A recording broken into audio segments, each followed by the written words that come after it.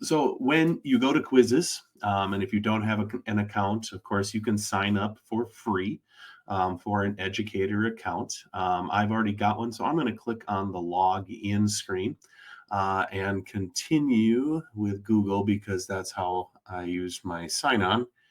And you'll see that once you get in there, they've got some sort of promo going that they're trying to donate money to worthy causes. So you can, if you're watching this right away and that promo is going on, if you give a shout out of thanks to someone, they're going to donate $1 to a worthy cause.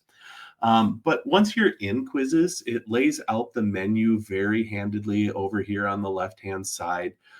You can see that I have part of the ECMEC domain and school district, and yours, of course, would say whatever yours happen to be. And there's some handy features over here on this left-hand side. David's going to talk about a lot about these different options that are available here in the Create menu. So I'm just going to show you that that's where it is. They have a neat Explore feature here where you can, and that's by default the one that the screen that you're on, where you can just type in any topic that you have and find out what content has already been created by other Quizizz users that has been made public. And you might be able to steal some ideas from those of others. There is a library area that shows different activities that you have created, whether the lesson plans or flashcards or any of the other activities that are there. One nice feature here that I think is pretty helpful for teachers to be able to look at how much usage is getting put into their activities they create by going into the reports menu. And you can see I only have a couple here just because I sent it out to a demo class that I have. That doesn't show that it's been used a ton, but if I were in there playing around with it, you could see a lot more activity within there. Other things that you would be able to do with this, you can connect it to your Google Classroom if you're a Google Classroom user. And there are some other options if you are using any of these others like Canvas or Schoology, but those would be the premium features that you would have to have that purchase paid for account to be able to use. But it looks like if you're a Teams user, you can also have the ability to send out your content to those different classes as well.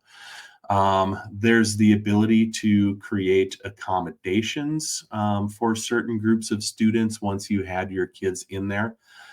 They also are promoting some new features with their Quizizz AI, which we'll explore a little bit as part of the flashcards.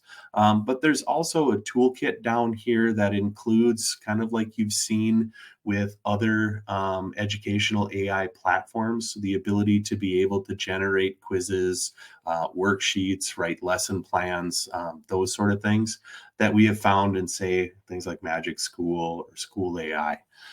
And they're built right into this Quizizz platform as well, which is also kind of a nice feature that Amber did talk about when we met with her the other day, some of those things that they're developing for their product.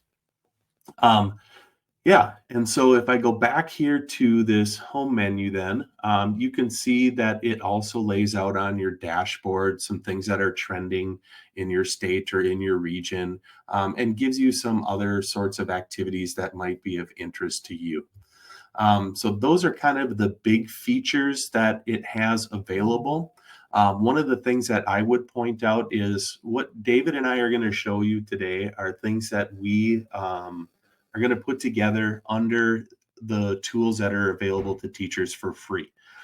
There are some other ones and many good ones that are available if you upgrade and you go to that more premium version.